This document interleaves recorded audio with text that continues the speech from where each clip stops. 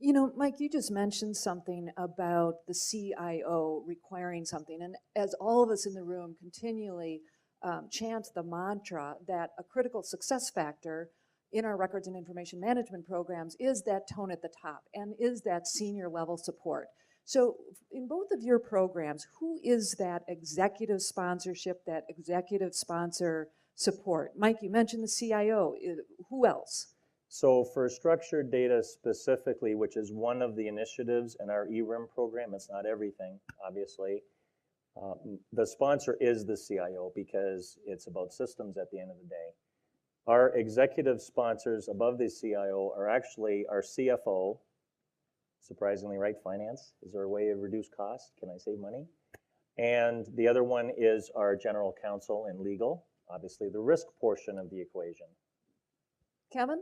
Yeah, ours is pretty similar. We actually have the CIO as a IT sponsor, and then our general counsel also is involved, and they're the sponsor from the legal side. And then we also, depending on what the system is that we're talking about, we also try to get the business side involved too. So we try to get that, senior executive from that particular business unit that we're dealing with to sponsor some of this as well. Again, trying to just get that business, legal, and IT together as we go through this. I think one of the other themes we're hearing at the conference this year is that of change management and the incredible need for maybe 80% effort in change management before some of these activities can be successfully deployed within our organizations. So I know a little bit about the culture about both organizations. Kevin, you've got an organization that's never thrown anything out. And Mike, you are from an organization where the divisions rule the world. It's like a bunch of Italian city-states. So these cultural issues can really cause some road bumps along the way. How have you guys been addressing that? Kevin, you're talking about this, kind of this love fest with IT these days. Has it always been that way? Have you had some bumps? No, it really hasn't. This, again, was before my time, but apparently IT and the business units really didn't talk that much in the past, and they were pretty critical a lot of times of things that I guess the previous records management group was trying to do and things like that.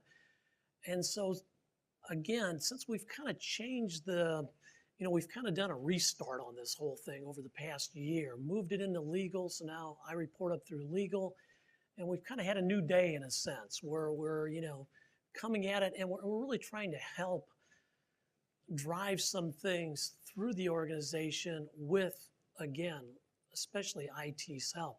One of the things that we just did a couple months ago is we had a archive system that really wasn't working very well anymore. It was called Extender. I don't know if anybody's ever dealt with Extender.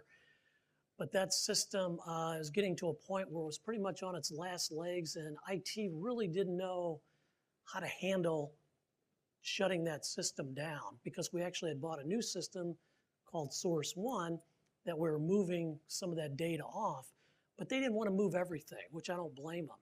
And so I guess it just kind of worked out. The moons were arised at the right time or something, because we really sat down and helped them go through that process and actually got that Extender system decommissioned. They were thrilled that they could get rid of that system, only move the data that they actually had to move over to their source, to the new archive system. And ever since that, it's kind of like, okay, I think there's some benefits to this records management group over here. Maybe they can help us.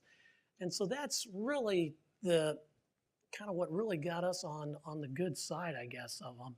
And so we're trying to take advantage of that at this point and just keep going down that road. And so far, so good.